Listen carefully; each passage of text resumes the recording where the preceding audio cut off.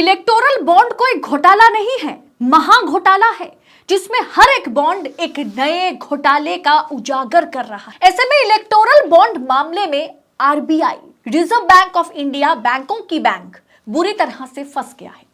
दोस्तों, चंदा दो धंधा लो, चंदा दो सीबीआई ईडी का मामला सलटाओ, इसमें सिर्फ नेता मंत्री, बड़े बड़े इंडस्ट्रियलिस्ट या कंपनी जो है वो शामिल नहीं है, बैंक भी शामिल है, बैंक के मालिक भी शामिल हैं।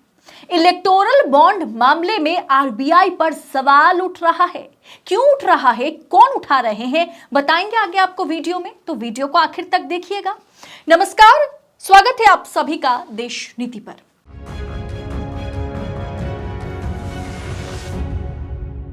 देश नीति, केवल सच्ची और पक्की खबरें। इलेक्टोरल बॉन्ड का मामला जब से सामने आया है तब से ऐसा लगता है कि कोई भी सेक्टर है क्या जो इलेक्टोरल बॉन्ड की काली दुनिया से बाहर है, और अब इसमें आरबीआई भी सवालों के घेरे में आ गया है। जी हां, एक ऐसी खबर सामने आई है जिसने इलेक्टोरल बॉन्ड मामले में आरबीआई को भी शामिल कर लिया, आरबीआई को भी, रिजर्व बैंक ऑफ इंडिया को भी खींच लिया है। जैसे केजरीवाल मामले में मुख्य आरोपी ने बीजेपी को 30 करोड़ रुपए का चंदा दिया तो फट से वो जेल से बाहर आ गए, वो मुख्य गवाह बन गए, वो सरकारी गवाह के तौर पर आज आराम ऐश की जिंदगी जी रहे और केजरीवाल जेल में है। वैसे ही एक खबर रिजर्व बैंक की ओर से भी बाहर आ रही है।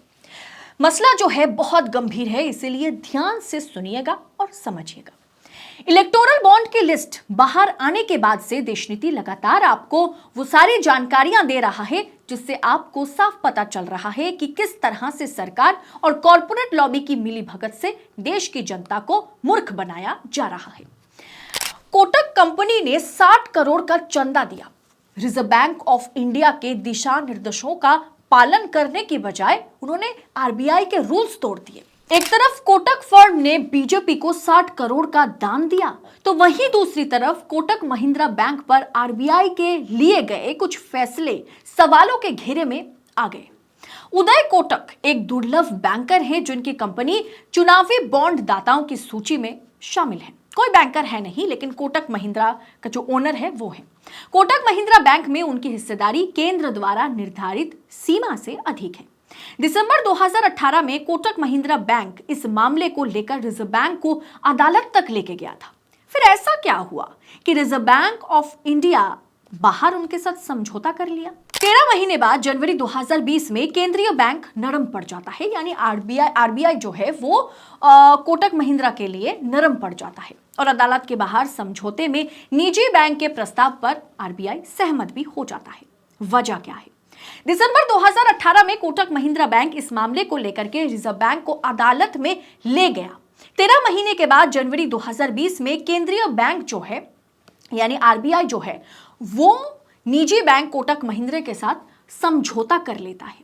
अब चुनाव आयोग द्वारा जारी ताजा चुनावी बॉन्ड डेटा से पता चलता है कि कोटक ग्रुप की एक फर्म ने समझौते से पहले 1 महीने पहले भारतीय जनता पार्टी को 35 करोड़ रुपए का दान दे दिया। वरना सोचिए दोस्तों, जिस हिस्सेदारी के मामले को लेकर के कोर्ट में एक तरफ आरबीआई है, एक तरफ कोटक महिंद्रा है, और उसके बीच जब कोटक महिंद्रा ने बीजेपी को 35 करोड़ रुपए दे दिया, इससे ज्यादा अंक दिया है लेकिन फिलहाल फर्स्ट किस्त में 35 करोड़ रुपए दे दिए, तो बाहर में आरबीआई जो है वो कोटक महिंद्रा के साथ हाथ मिला लेते हैं।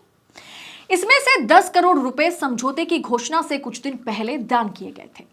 कोटक ग्रुप के फर्म इन्फिना फाइनेंस प्राइवेट लिमिटेड ने अप्रैल 2021 में सत्तारूढ़ बीजेपी को 25 करोड़ रुपए का दान किया। जैसे आप केजरीवाल का केस ही रेफरेंस के तौर पर ले लीजिए। हाल ही में हमने देखा कि किस तरह से शरद चंद्र रेड्डी को ईडी सबसे पहले गिरफ्तार करती है शराब घोटाले के मामले में। वो पहुंचते हैं, जैसे जिस दिन गिरफ्तारी होती है उसके महज 5 दिन बाद बीजेपी को 5 करोड़ रुपए का वो डोनेट करते हैं, डोनेशन देते हैं इलेक्टोरल बॉन्ड के जरिए, और उसके बाद 25 करोड़ रुपए और यानी कुल 30 करोड़ रुपए जैसे वो भाजपा के खाते में डाल देते हैं, वैसे ही वो बेल लेकर के जेल से बाहर आ जाते हैं और केजरीवाल के खिलाफ गवाह देने के लिए तैयार हो जाते हैं। यानी आप समझ रहे होंगे कैसे 2+2 = 4 हो रहा है। कोटक महिंद्रा जो चाहता था उसे आरबीआई उससे जो है आरबीआई राजी हो गया है। रिजर्व बैंक द्वारा नए दिशा निर्देशों की घोषणा से 3 सप्ताह से भी कम समय पहले जिसने उदय कोटक को कोटक के जो निर्देशक है, मुख्य कार्यकारी अधिकारी के रूप में जारी रखने की अनुमति दी। यानी सबसे ज्यादा हिस्सेदारी कोटक महिंद्रा बैंक में कोटक का ही है। यानी कोटक महिंद्रा का जो ओनर है उदय कोटक, उनका जो है सबसे ज्यादा हिस्सेदारी है, जो आरबीआई के रूल्स के मुताबिक गलत है। ऐसे में उन्हें बने रहने के लिए आरबीआई जो जिस पद पर वो बने हुए हैं उसी रूप में बने रहने के लिए उन्हें और उनके जो कार्यकाल है उसे एक्सटेंड कर दिया गया था।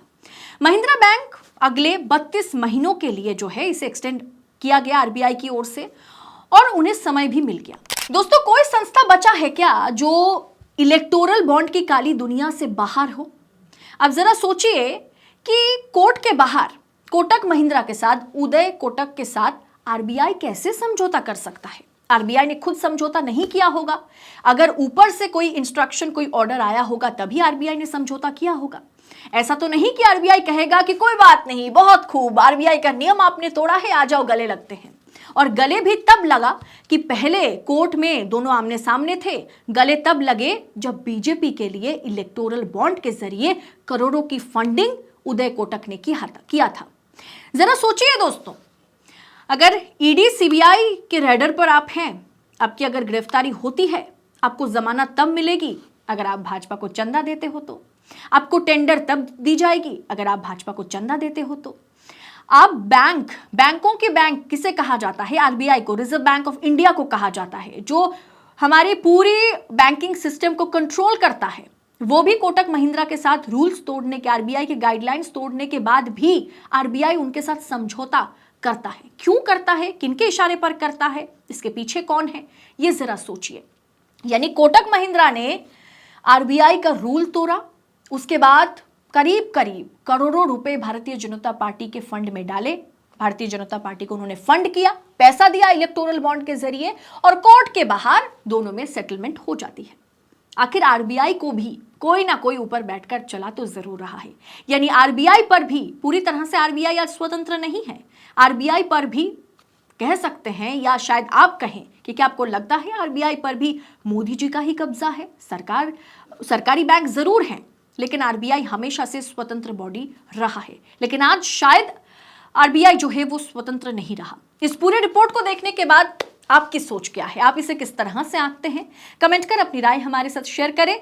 बाकी देश और दुनिया की तमाम खबरों को पड़ताल के साथ, एनालिसिस के साथ पाने के लिए, और सबसे बड़ी बात, सच्ची खबरें निष्पक्ष तरीके से पाने के लिए देश नीति को सब्सक्राइब करें, और ऐसी खबरें हम आप तक पहुंचा सके इसके लिए आर्थिक तौर पर हो सके तो थैंक्स ऑप्शन का इस्तेमाल करें। इसके जरिए आप आर्थिक तौर पर देश नीति की मदद कर सकते हैं। बहुत बहुत शुक्रिया। जय हिंद, जय भारत।